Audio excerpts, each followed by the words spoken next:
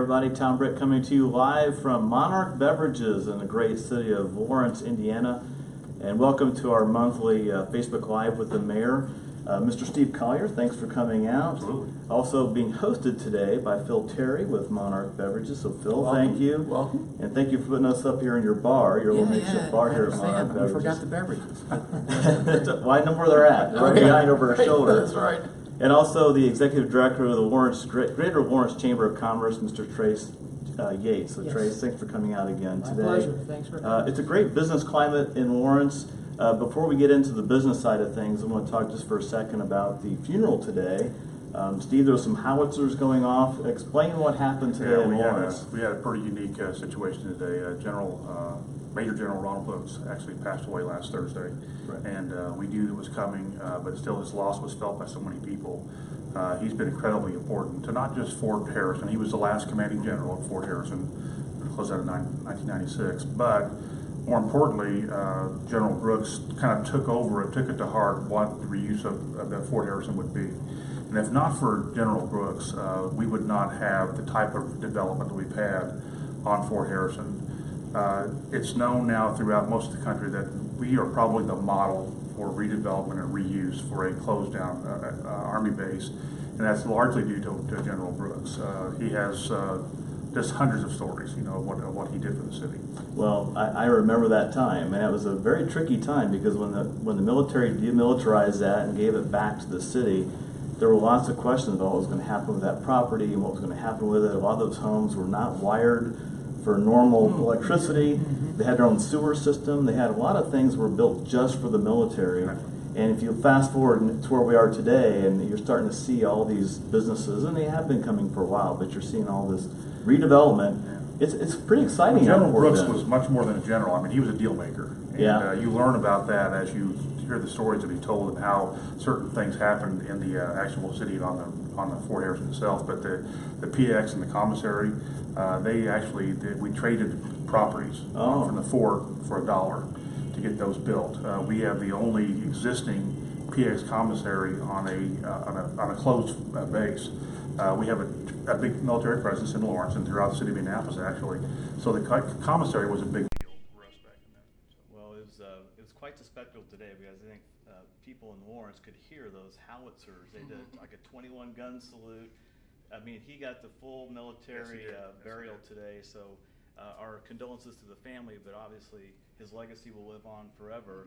And one of the big things that's happened to Lawrence since it was demilitarized is Monarch Beverages coming to town, and Phil has been here since the very beginning. And I remember this place being built and thinking, what the heck are they building back there?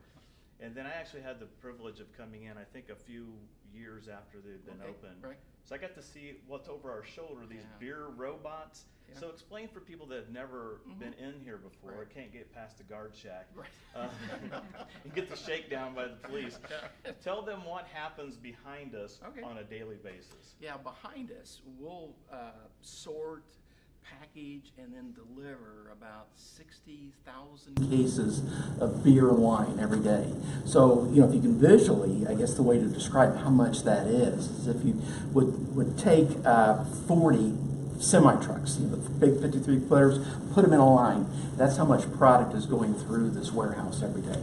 And when I talk about the beer robots, Yeah, I mean, yeah, there yeah. literally is, Robots, it's yeah, all yeah. robotic. So I've seen it before, but it's like the beer comes in one side and it goes out the other, and nobody ever touches the beer, right? In between, it's all automated. We load the machine at one end with the beer and wine, and at the other end comes an order for a customer. So whatever the customer's ordered, it all comes together at the end of the process on a pallet for that customer. And so looking back on it, the investment of all the machinery, Right. was it worth it? Oh, absolutely. It's from a financial perspective, it's been very much worth it. This has worked great. But more than that was becoming part of the Lawrence community. When we started our search, we were focused on, cost and logistics, and Lawrence had all that to offer. But in addition to that, once we got here, we became part of the community, which we'd never been before. We'd always just been a business out in the middle someplace. And now, this is home. This feels like home, and we build great relationships with all the great people that live in Lawrence.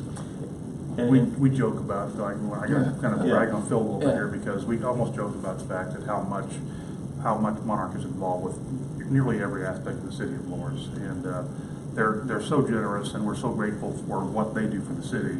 Right. And not to speak about the number of employees that they have here, but also just their presence in the city itself makes us work, actually. Great. And Trace, to that point, I mean, chamber member, these guys have been on the board and actually Yeah, stay on the right. board and stay engaged. They're not just throwing money at stuff, they're actually engaged as well. Yeah, absolutely. They are a major sponsor of our chamber, which is a big part of our community, no doubt about it.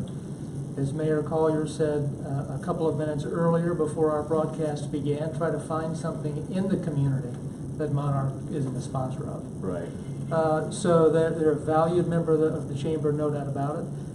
Phil was also once on our board of directors and passed the baton to one of the VPs of Monarch now, Fred DeFore, who's our chairman of the board. He's So, actually in the room with us, by and the actually way, in the behind room with the us, camera, but yes, off camera.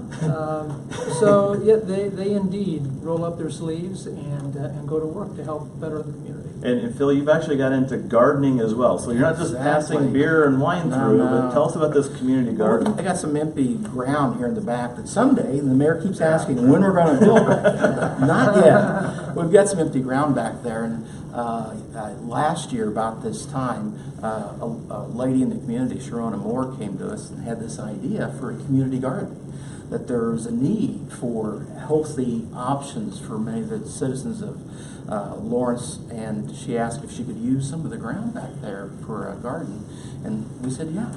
And so we've now got, cucumbers and tomatoes and kale and a bunch of stuff growing there on the back 40. No hops, no wine No yet. hops, no grapes, not yet anyway, let's put it that way. And then the city getting involved in this too? I mean, Well, Yes, we're sir. involved.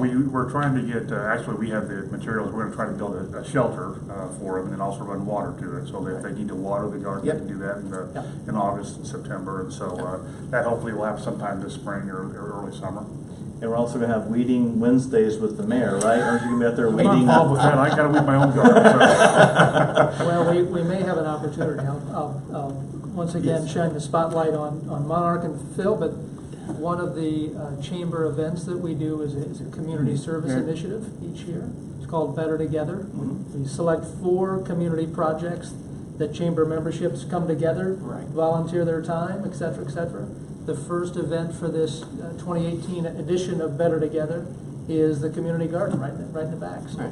That's awesome. May 11th, you'll see Chamber of Commerce members and community supporters out there with blue jeans and gardening tools, helping to for spring planting. Early on. You'll be out there weeding, Yeah. won't you? You'll be out So- there so with you'll- us. I'll probably show up. Yeah. Well, why wouldn't you? Well, thanks you guys for having us Oh, here absolutely, today. Tom. Monarch has been just a rock in the community since you Sure. guys came here. Yeah. And I think that started a tide. It took a Yeah. little time, but I think now we're seeing that momentum gain. I Right. think you can say, Trace from the business Tremendous. community, a huge Yeah. response. Tremendous. And the mayor, your State of the City was awesome. I don't know Thank if you. people saw Agreed. that or not, but Yeah. we did stream that. Well done. And the best PowerPoint I've ever seen by a city. I'm talking about any city, not just Lawrence, I'm talking about any of them. Mhm. So Sure, let Scott know that, okay? please tell him that. That was one of the best PowerPoints I'd ever seen. But no, we had a great time. But keep the momentum going. We'll come back next month.